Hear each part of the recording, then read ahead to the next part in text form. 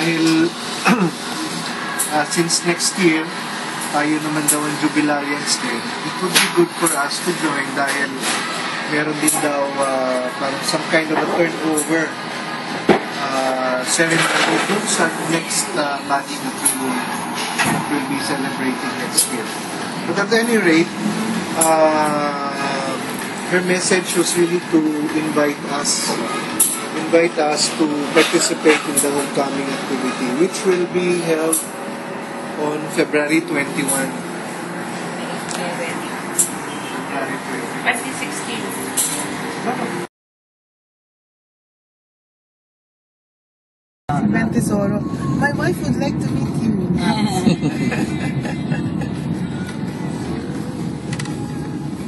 Ladies night pag Wednesday. Wednesday. Ngayon meron silang private room. Oo, pwede kang manood. Doon eh. Sani, isang alumni natin. Sa Dusit. Sa Dusit. Tanning Hotel. Every Friday, RJ90. Pwede tayo doon eh. Sa mga mahihilig mag-dance at saka sa mga music na ganyan. Perfect place to reunite this RJ. Resort eh. Oo, parang bakasyonan. Oo, may layon pa eh.